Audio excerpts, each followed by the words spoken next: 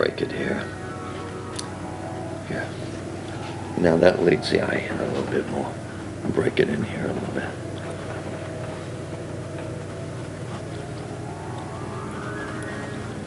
Okay, that's about it. Now I'm not going to do much more to this. I'm not. I got the feeling that the underpainting I did in acrylic, and is predominantly blue and red and green, and so, yeah, and some pink underpaint. You can see it here, the underpainting. And what I've done is I've left a lot of it there, a lot of the acrylic. Now it gives this sky a feeling of motion and kind of stormy. Not the kind of day you'd want to be out swimming, but anyway, that's the kind of crazy stuff this is. Anyway, I'm gonna break for a second and go to the next painting, and then we'll just kind of seam it in together, okay? So I'll be right back. Okay.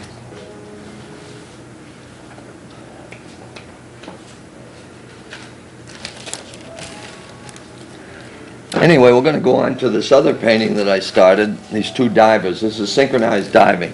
I know it looks kind of weird, but it's actually what I was drawn by was not the figures, but although the figures too, you know, but mostly the light, that beautiful light against that dark blue, you know, that feeling of almost surrealism.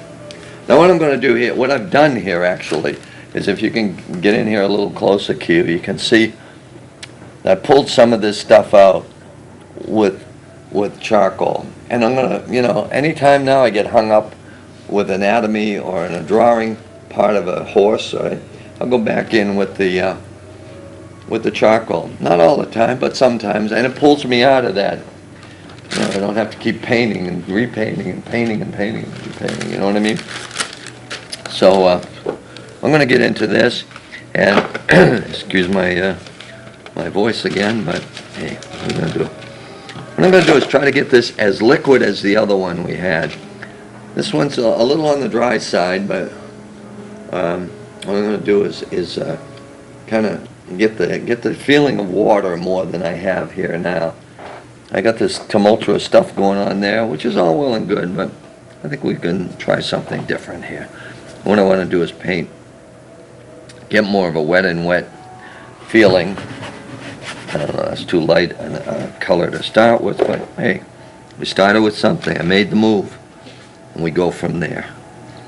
All right, I got some turquoise, some cobalt blue, phthalo turquoise, cobalt blue, and then I'm gonna lay this stuff right in there. I'm not gonna cover everything up. I'm gonna leave some of it. Hey, you got some of that cerulean blue, viridian, phthalo turquoise. Throw a little white in there, maybe a little bit of liquid, and then we'll go in there. Now that's what I want. I want a feeling of water. These guys are diving into water. I don't want them to look like cutouts either. So what I'm going to do is I'm going to lose some of this and then bring it back. Same thing with this here. Now there's a beautiful purple blue in here too. And that's cobalt blue. And I just kind of stumbled on it by mistake. It's cobalt blue deep. And I've never used a deep before. In fact, I didn't even know it existed. But hey, sometimes things come, you know, you try them, they work, other times they don't. My feeling is my students sometimes have too many colors, you know. I advocate that you should learn how to mix first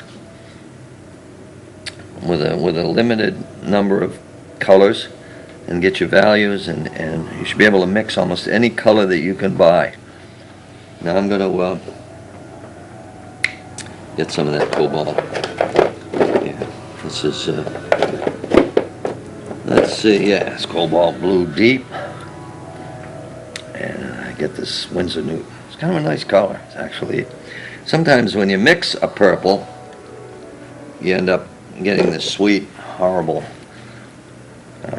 very pretty, if you like pretty, and I don't like pretty too much. Anyway.